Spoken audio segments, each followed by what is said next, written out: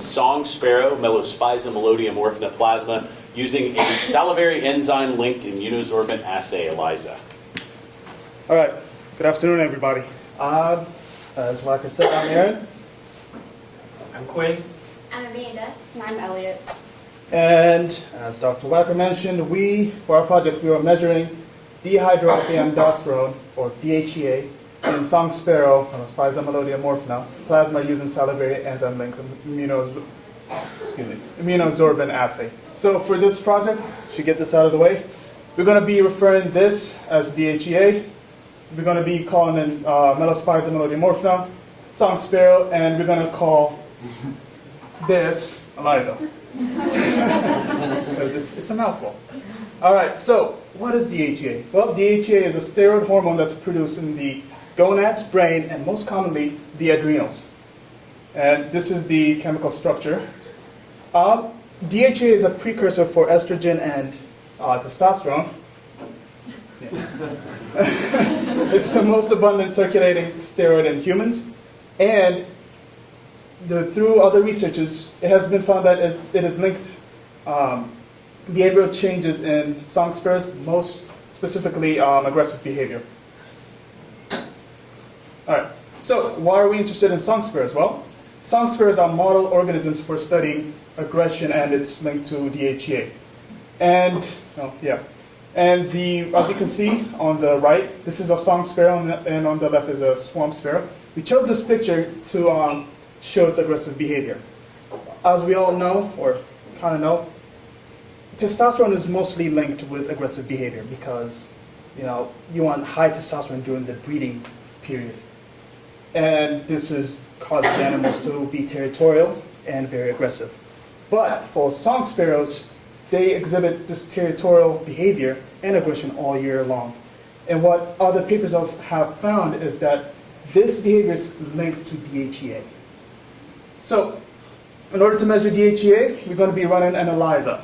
So, what is an ELISA? An ELISA is a technique used to quantify a certain molecule via its interaction with an antibody to create a color change.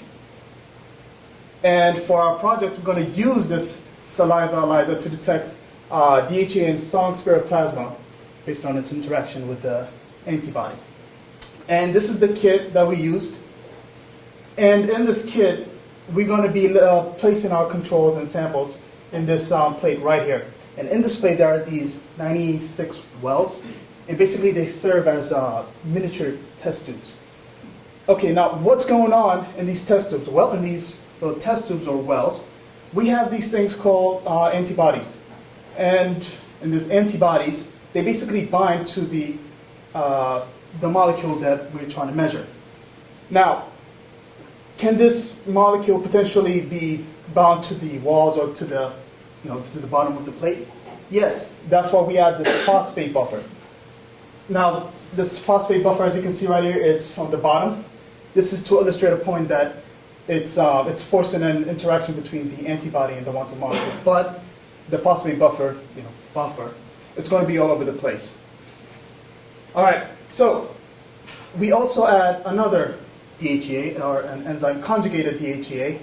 And this DHEA is going to cause that color change that I said earlier. Now, why are we adding this? Well, we want these two to compete because we can detect this one, or the enzyme conjugated DHEA. And, there's a point that I'm trying to get to. Basically, we're going to wash, after we add both of these, the DHEA and the enzyme conjugated DHEA, we're going to wash the plate. Why? Well, we only want the ones that are bound. Everything else could go. We don't need that.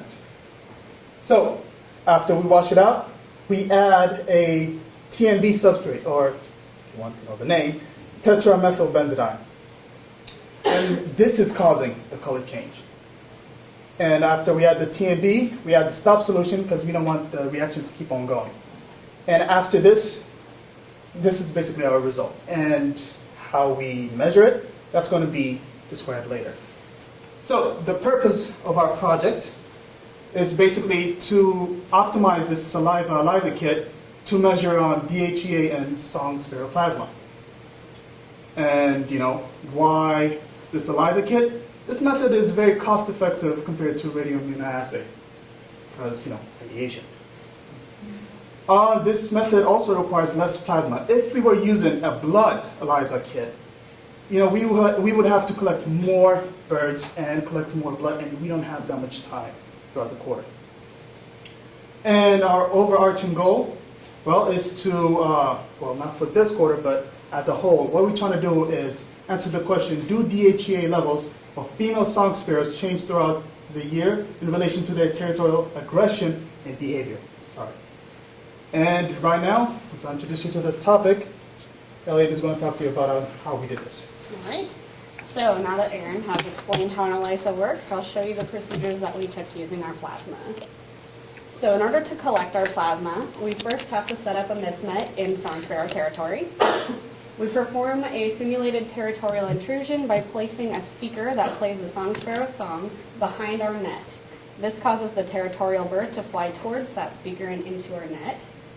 And once we capture that bird, we take it out of the net, we band it with an ID band, take measurements on it, and we finally draw blood from the brachial wing vein.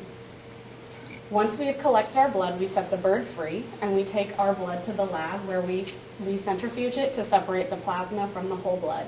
Then we freeze our plasma at -20 degrees Celsius.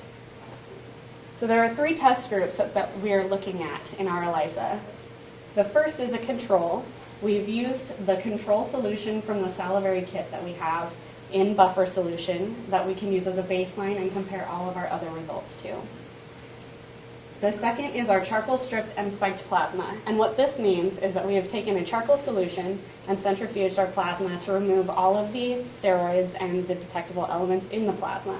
We then spike it with a known level of DHEA using a stock solution of DHEA. The purpose of this is to see how plasma impacts DHEA binding to the antibodies in each of our wells. And our third group is a charcoal stripped and spiked plasma with a steroid displacement buffer. So again, we use our charcoal stripped plasma that doesn't have any detectable elements in it.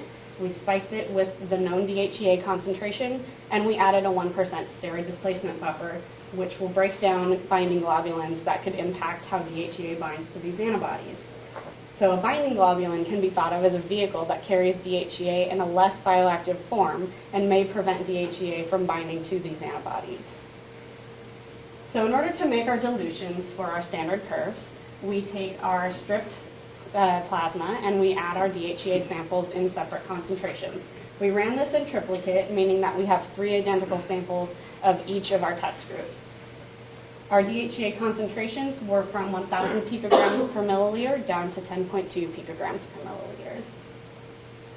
So remember that an ELISA is our test that we're using to detect and quantify the presence of a molecule based on its interaction with an antibody that gives us a color change that we can read. So the competitive binding ELISA is the type that we used, and our competitors in this test group are the enzyme conjugated DHEA, which produces the blue color that you see in this plate, and the DHEA from our plasma that produces no color change. So now Quinn will tell you about our results. Okay, so once we have completed our ELISA, we need a way to quantify that color change that has been happening in each of those wells that Aaron told you about. And so we're going to use a tool called an ELISA plate reader, and this generates a value called optical density, which is shown up here. Each one of these boxes represents a well in one of our ELISA plates. And so when we have a high optical density value, so like this 1.69 over here, this is going to indicate that there was a lot of color change happening in that well, and that indicates that there was a large presence of that enzyme conjugated DHEA. And since it competes with DHEA, we know that there would be a low level of DHEA in that well. And so if we have a value with a low optical density value, like 0.569, that's going to indicate that there's less color in that well, and that's going to have a higher level of DHEA because the enzyme conjugated DHEA is the one that produces a color, and we know there's less color in that well. So going forward, just remember that enzyme conjugated DHEA is the one that produces a color. And anytime in our PowerPoint, we're going to refer to it. It's going to be in the color blue to help you remember that.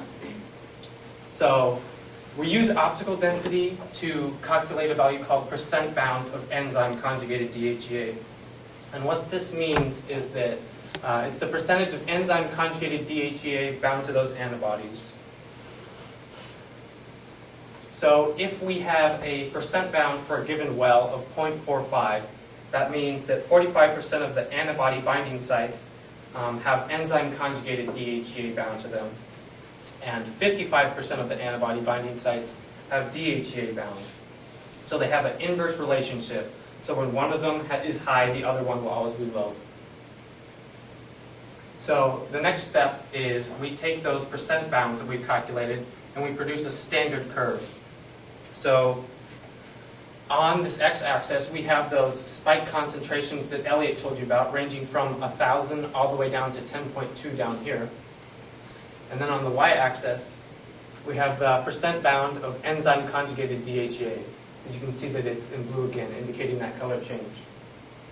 So when we have a low percent bound, that's going to indicate that there is a high level of DHEA. And when the percent bound of enzyme conjugated DHEA is high, that's going to indicate that there's a low level of DHEA.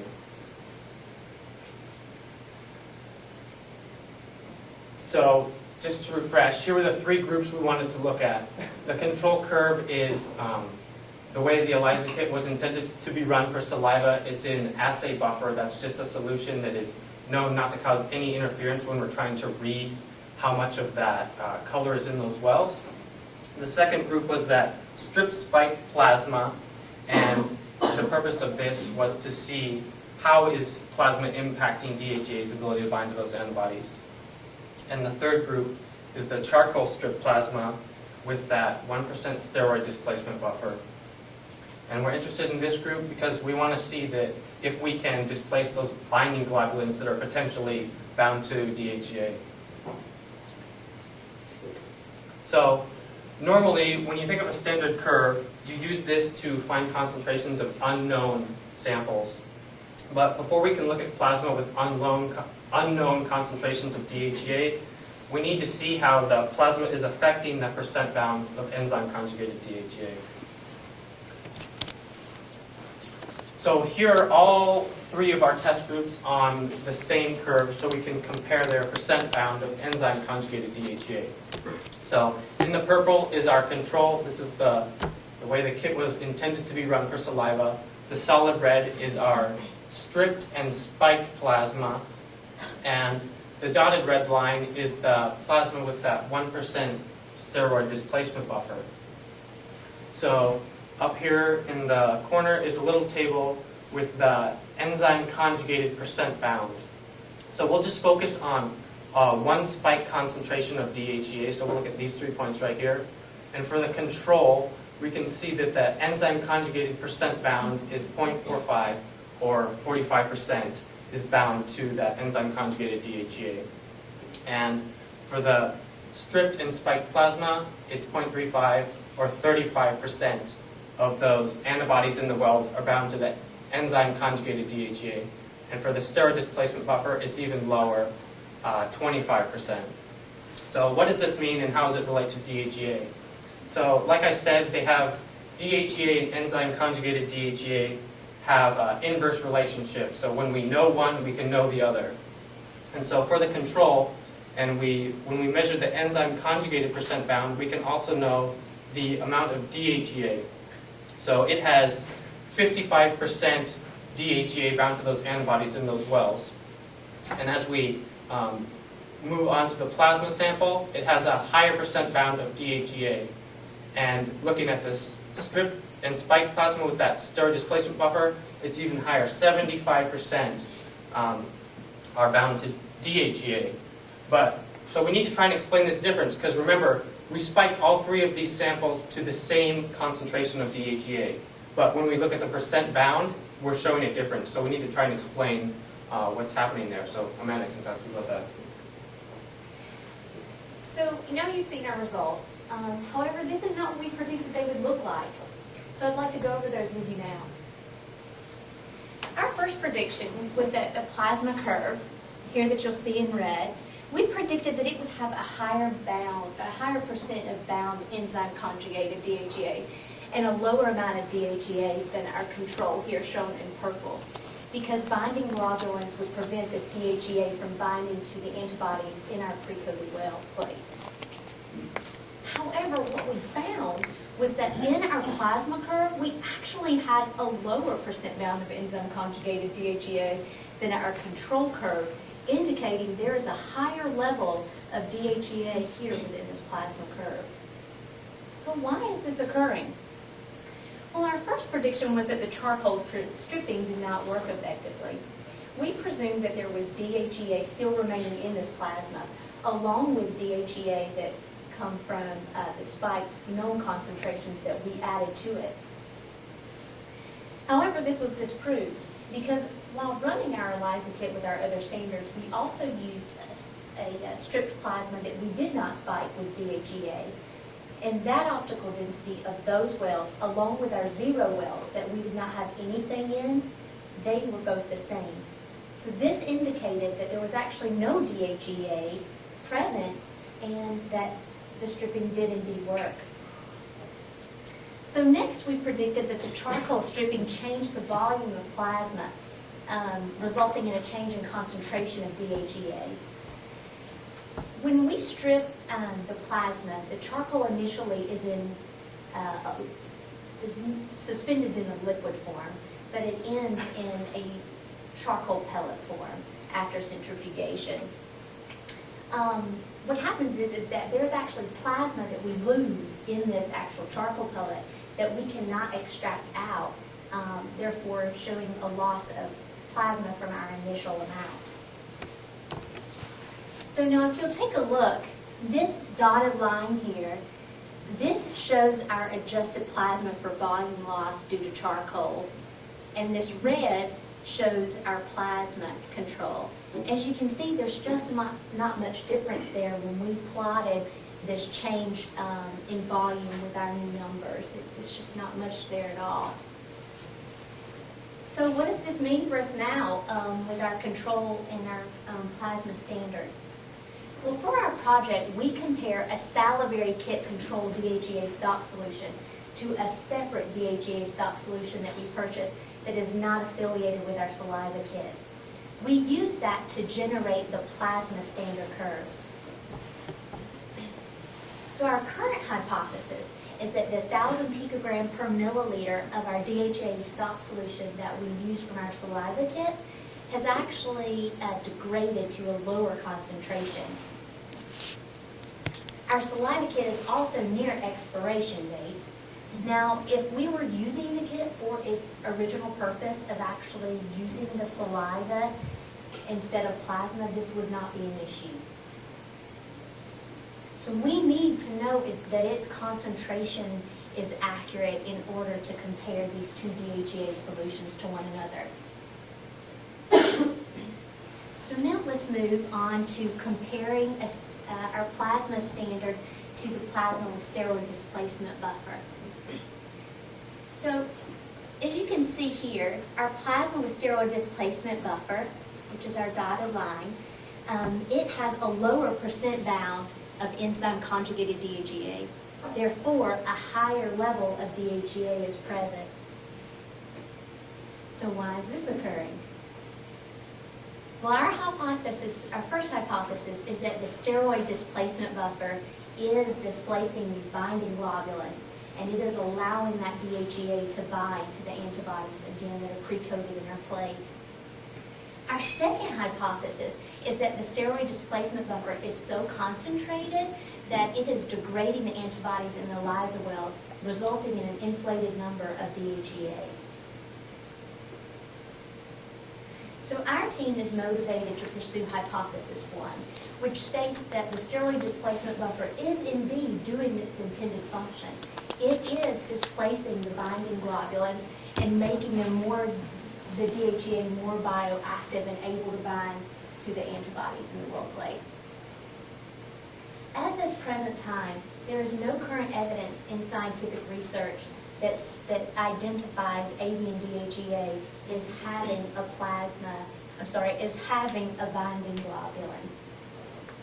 with more evidence in support of this hypothesis, of this identifying that avian DHEA actually has a binding globulin, this would be a novel finding for us. Our future research.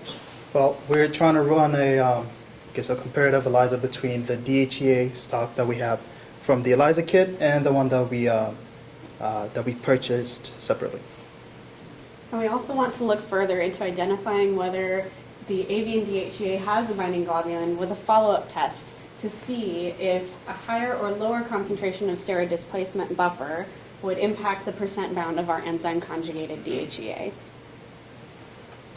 And we also want to validate the procedure that we used this quarter for optimizing this saliva ELISA to measure DHEA in song sparrow plasma. I'd like to implant female song sparrows with a salicystic implant of DHEA and observe their behavior. I'd also be interested to use a simulated territorial intrusion and observe female song sparrow behavior, and then compare that behavior to the actual DHEA levels of that particular female song sparrow. On behalf of the team, I would sincerely like to thank the University of Washington Bothell Spin, Dr. Doug Wacker, Christy Charrier, Kelly Carter-Lynn, and Dr. Greg Crowther for their support in our projects quarter.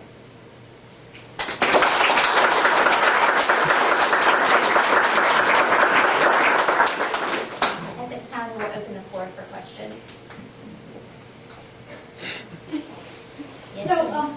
do you guys have a sense of what the standard levels of DHEA are in the song sparrow? So, you had a range in your results of 1,000 to 10 or so. Where is the song sparrow usually at? That question is relevant to our research project. However, what our focus was is that we actually took a saliva ELISA kit Yeah. and modified it to actually be able to even read the plasma. And what we did is we referenced a lot of our numbers and where they should fall on the line from some of our research papers. So I cannot, at this time, I don't know about my other teammates, So can give you an the song exact number. sparrow plasma had higher concentrations of the DHEA, and we were diluting it down to the concentrations of human saliva so it would accurately read on our test. Okay, so you know, so in other words, you know that the song sparrow has levels of DHEA that are higher than sort of the range that you guys were doing. Yeah. And the plan is to dilute those down. I mean, so the concern whenever you're making a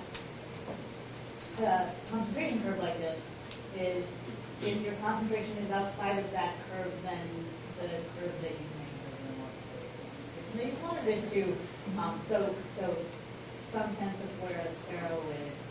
The idea is you're going to dilute that sparrow plasma, get down into the And that's a part of the process that Aaron and I will actually be taking this on for the next 2 quarters of optimizing this assay further. Anything else? You can ask a second Appreciate one. your attention. Thank you.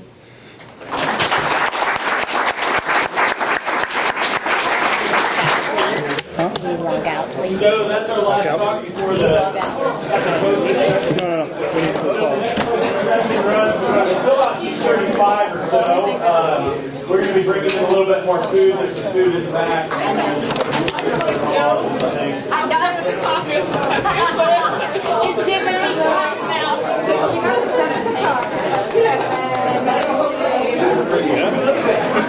Yeah, I understood it. That's what we go for. Yeah, no, you did a really good job of explaining it in a way that someone like me could understand. You know, I don't. This is the hardest part. I love the illustrations. No, that was Very good. That helped a lot. Like you were talking about, just like times where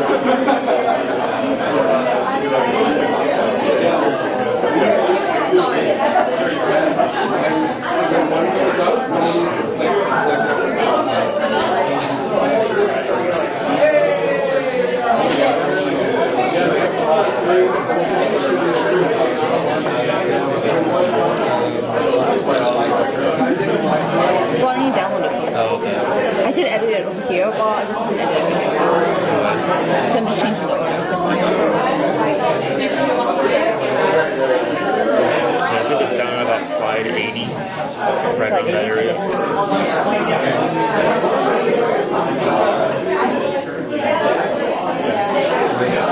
Okay, so we just need to move this one after the cloning ones, because yeah, that's pretty much talking about how we get it off the plate.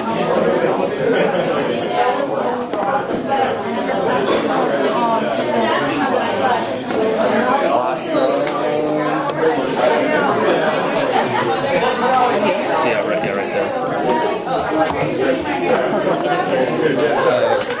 No, it's all done. So does it let you just drag it or no? Oh, there. Yeah.